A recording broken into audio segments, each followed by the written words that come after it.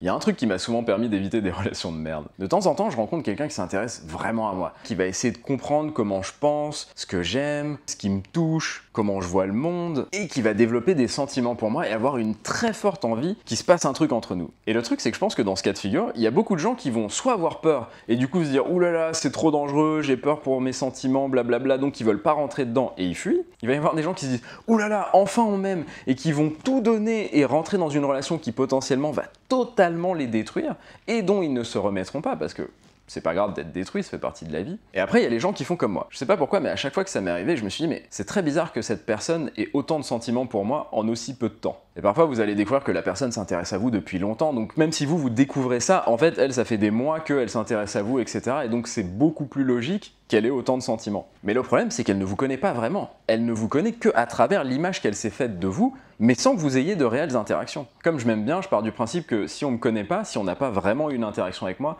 on peut pas savoir qui je suis. Et si on m'aime, on est obligé de savoir qui je suis, parce que sinon c'est pas moi qu'on aime, donc ça m'intéresse pas. Mais, comme j'ai pas envie de passer à côté de quelque chose, j'ai pas envie non plus de fermer la porte. Du coup, ce que j'ai fait à chaque fois que quelque chose comme ça m'est arrivé, c'est que je me suis laissé aller à la personne sans mettre aucune barrière, mais sans ajouter de l'huile au feu. Donc si la personne me dit « Oh, on a un ami en commun, il m'a beaucoup parlé de toi, et puis je sais que tu fais ça, ça, ça et ça, j'ai vu tes vidéos et du coup je t'adore, je connais ton univers, j'aimerais trop qu'on apprenne à se connaître », et bah je dis « Ok ». Et du coup on apprend à se connaître. Et ce qui est très drôle, c'est qu'à chaque fois, ces personnes-là ont commencé à avoir une espèce d'urgence. Elles ont commencé à parler avec moi et à être en mode « Mais viens, il faut que ça avance, je te sens pas réactif, t'es pas assez ceci, cela », alors que du jour au lendemain, quelqu'un apparaît dans mon monde, me donne une attention assez grande et que je lui offre les portes de ma personne, ça lui suffit pas. Et ce qui s'est systématiquement passé, c'est que la personne a fini par s'énerver et plus avoir envie d'interagir avec moi. Mais au final, c'est très intéressant. Vous avez quelqu'un qui veut absolument être avec vous, qui met beaucoup d'énergie et qui vous fait croire qu'il y a une espèce d'urgence, une passion folle que vous pouvez vivre. Vous êtes réceptif, vous dites « Ok,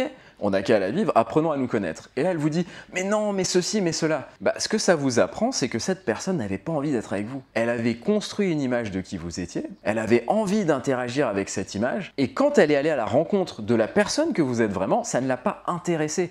Elle s'est dit « Ah, Liara, il fonctionne comme ci, comme ça, du coup, il doit être comme ça en couple, du coup, moi, je veux qu'il soit comme ça avec moi, machin chose ». Et quand elle interagit avec vous, elle dit « Ah, mais t'es pas ce que je pensais, etc. » Mais c'est pas que vous êtes différent de vous-même, vous êtes qui vous êtes. C'est que cette personne n'était pas intéressée réellement par qui vous êtes. Mais si vous l'aviez fui, potentiellement, ça vous aurait rongé, vous vous seriez dit « Ah, mais en vrai, est-ce que je peux passer à côté de quelque chose ?» Si vous vous étiez emballé, vous étiez allé à fond et vous avez dit « faut tout faire », bah là, de la même manière, vous vous seriez consumé, vous auriez vécu de manière très difficile le moment où vous réalisez que cette personne n'a pas réellement envie d'être avec vous. Et bien avec cette approche, je me suis jamais braqué, j'ai jamais créé une espèce de méfiance quand quelqu'un s'intéresse à moi, mais je suis jamais tombé dans le piège de quelqu'un qui voulait une relation toxique et bizarre avec moi alors que j'avais rien demandé.